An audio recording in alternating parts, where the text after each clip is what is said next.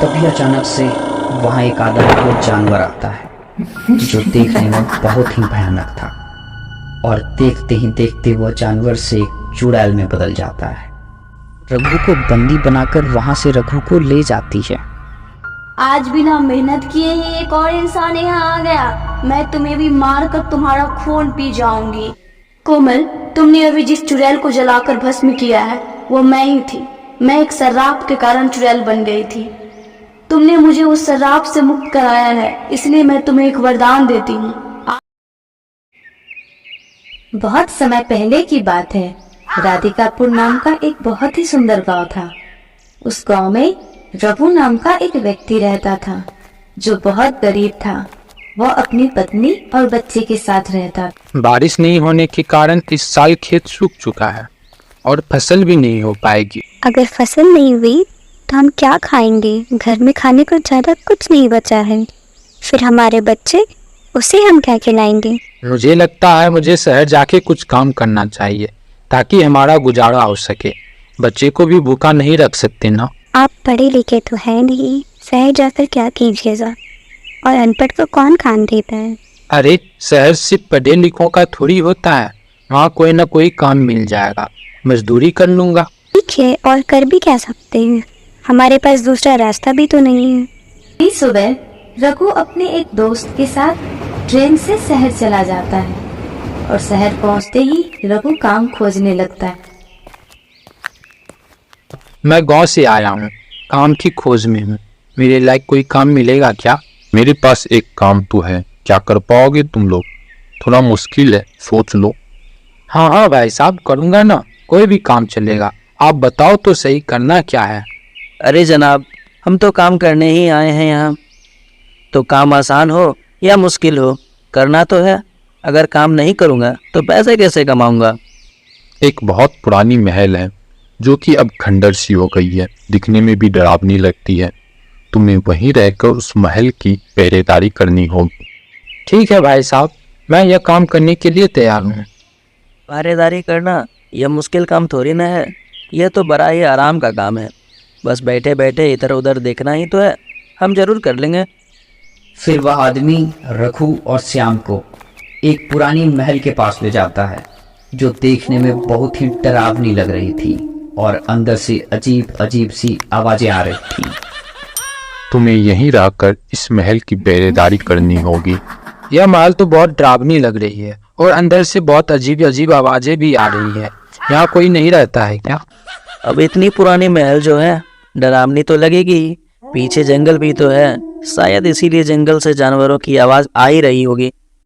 यह महल पहले से ही खंडर हो चुकी है और फिर भला यहाँ कौन रहेगा? अगर तुम्हें ये काम पसंद नहीं है तो तुम कोई दूसरा काम ढूंढ लो। नहीं नहीं भाई साहब, कोई बात नहीं। यह काम करने के लिए तैयार हूँ, मैं यह काम कर लूँगा। ठीक है, फिर तुम अपना काम करो, मैं जाता हूँ। इतना कहकर वह आदमी वहां से चला जाता है। यह महल इतनी डरावनी क्यों लग रही है? यह महल के अंदर से इतनी अजीब अजीब आवाजें भी आ रही है और यहाँ दूर दूर तक किसी का घर भी नहीं, कोई रहता भी नहीं है। अरे रघु, तुम बेकार में ही परेशान हो रहे हो। इतना अच्छा काम मिल रहा है, मेहनत का भी काम नहीं है और अच्छे पैसे भी मिल रहे हैं। रघु और श्याम उस महल के आगे पहरा देने लगता है। पहरा देते देते कुछ देर में रात हो जाती है। रात होते ही उसे महल के अंदर से डरावनी डरावनी आवाजें आने लगती है। वह सब देख रघु बहुत ही डर जाता है। ये डरावनी आवाज बंद क्यों नहीं हो रही? रात होती ही ये आवाजें और भी जोर जोर से आने लगा है। रघु, तुम डर क्यों रहे हो? मैं हूं ना, इसमें डरने वाली कौन सी बात है?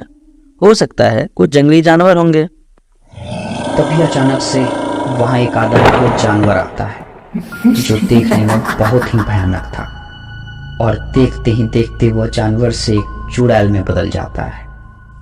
भाई अब समझ में आया ये हवेली इतनी डरावनी क्यों लग रही है, और ये डरावनी आवाजें भी चुड़ैल की ही थी। हाँ, शायद इसी चुड़ैल के कारण यहाँ दूर दूर तक कोई लोग भी नहीं रहता। चुड़ैल का आतंक इतना बढ़ गया है कि यहाँ से लोग गुजर भी नहीं रहे हैं। हमें जल्दी कुछ करना होगा, नहीं तो हम जिंदा नहीं बच पाएंगे। यह चुड़ैल हम दोनों को मार देगी। हाँ बिल्कुल, हमें इस चुड़ैल से किसी तरह छुटकारा पाना ही होगा। तभी हम यहाँ से जिंदा वापस घर लौट पाएंगे। आज कई दिनों के बाद कोई इंसान दिखा है। आज मैं तुम लोगों को मार कर अपना कई दिनों का भूख मिटाऊंगी। हमें माफ़ कर दो, हमने तुम्हारा क्या बिगाड़ा है। हम यहाँ से चले जाएंगे और फिर कभी लौट करके नहीं आएंगे। हम तो बस महल का पहरेदारी करने आए थे। श्याम इतना कहता ही है कि चुड़ैल श्याम पर हमला कर देती है। चुड़ैल वहीं श्याम को मारकर श्याम का सारा खून पी जाती है। हे भगवान, ये क्या अनर्थ कर दिया तुमने मेरे दोस्त श्याम के साथ। उसने तुम्हारा क्या बिगाड़ा था जो तुम उसे मार डाली। मैं तुम्हें आज नहीं मारूंगी। कल अमावस्या की रात है।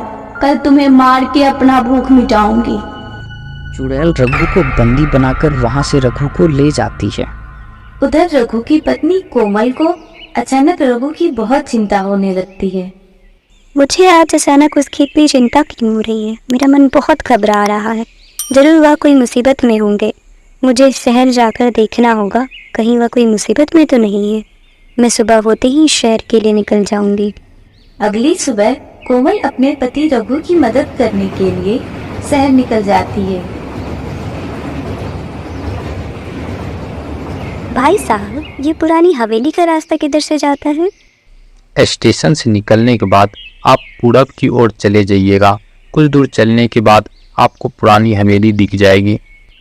शहर पहुंचकर कोमल रघु को खोजते खोजते उस पुरानी महल के पास पहुंच जाती है, जहां रघु और श्याम पहरेदारी कर रहे थे। तभी कोमल की नजर श्याम के लाश पर पड़ती है। यह तो श्याम है। इन्हें क्या हुआ? मेरे पति वह कहाँ है? जरूर आप कोई मुसीबत में है, इसलिए मेरा मन विचलित हो रहा था। कोमल अपने पति रघु को इधर उधर खोजने लगती है। तभी उसे वही भयानक डरावनी आवाजें सुनाई देती है जो रघु और श्याम को सुनाई दे रही थी। यह इतनी डरावनी आवाजें कहाँ से आ रही है? और यह कैसी आवाज है? मुझे वहां जाकर देखना होगा, कहीं वहां मेरे पति तो नहीं है। जिस तरफ से वो डरावनी आवाजें आ रही थी, कोमल उसी तरफ जाने लगती है, देखने के लिए कि वह आवाज कहाँ से आ रही है। कुछ देर चलने के बाद कोमल वहीं पहुंच जाती है जहां से आवाजें आ रही थी, और वहां का दृश्य देख कोमल बहुत ही घबरा जाती है, क्योंकि कोमल के पति रघु को चुड़ैल वहीं पे बंदी बनाकर रखी हुई थी। आपकी यह हालत किसने की? आप ठीक तो है ना? मैं आपके दोस्त श्याम का लाश देखकर बहुत ही घबरा गई थी। तुम यहाँ क्यों आई? तुम यहाँ से जल्द चले जाओ। यहाँ एक बहुत भयानक डरावनी चुड़ैल रहती है। उसने मुझे बंदी बना रखा है। चुड़ैल के आने से पहले तुम्हें यहाँ से जाना होगा। मैं आपके बिना यहाँ से कैसे जा सकती हूँ? मैं आपको यहाँ से लेकर जाऊंगी। तभी अचानक आज बिना मेहनत किए ही एक और इंसान यहाँ आ गया। मैं तुम्हें भी मार कर तुम्हारा खून पी जाऊंगी। देखो चुड़ैल, तुम्हें जो भी करना है तुम मेरे साथ कर सकती हो, लेकिन मेरी पत्नी को यहाँ से जाने दो। मैं अपने पति को यहाँ बचाने के लिए आई हूँ, इसलिए तुम्हें मेरे साथ जो करना है कर सकती हूँ, लेकिन मेरे पति को यहाँ से जाने दो।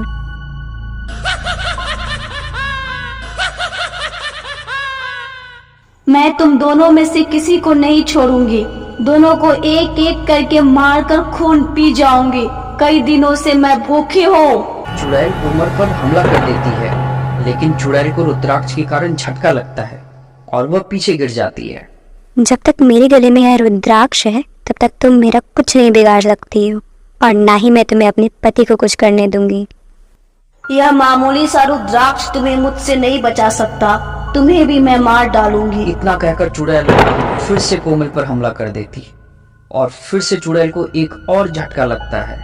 वह फिर से नीचे गिर जाती है। मौका मिलते ही कोमल अपना दिव्य रुद्राक्ष निकालकर चुड़ैल के ऊपर फेंक देती है और चुड़ैल वहीं जलने लगती है, और कुछ देर में चुड़ैल जलकर भस्म हो जाती है। चुड़ैल के भस्म होते ही रघु भी चुड़ैल के बंधन से मुक्त हो जाता है। आज तुम अगर सही समय पे नहीं आती तो पता नहीं मेरा क्या होता, और चुड़ैल तो मुझे मार ही देती। ऐसा मत बोलिए, मैं आपको कुछ नहीं होने देती। तभी अचानक से वहाँ सुनहरा रोशनी होने लगता है और वहाँ एक बहुत सुंदर सी परी प्रकट होती है। कोमल, तुमने अभी जिस चुड़ैल को जलाकर भस्म किया है वो मैं ही थी। मैं एक सर्राफ के कारण चुड़ैल बन गई थी। तुमने मुझे उस सर्राफ से मुक्त कराया है, इसलिए मैं तुम्हें एक वरदान देती हूँ। आज से तुम कोई भी काम में असफल नहीं होगी, साथ ही तुम्हारे घर में अनाज और धन की कभी कमी नहीं होगी। इतना कहकर परी वहाँ से गायब हो जाती है। अब हमें घर लौट जाना चाहिए, शाम भी होने वाली। हाँ बागवान, तुम सही बोल रही हो, हमें गाँव लौट जाना चाहिए और परी के वरदान के अनुसार हमारा कोई भी काम असफल नहीं होगा, इसलिए हमारी खेती भी अच्छी ही होगी। रघु और उसकी पत्नी कोमल खुशी खुशी वहाँ से अपने घर लौट जाते हैं और पहले की तरह जिंदगी खुशी खुशी गुजारने लगते हैं।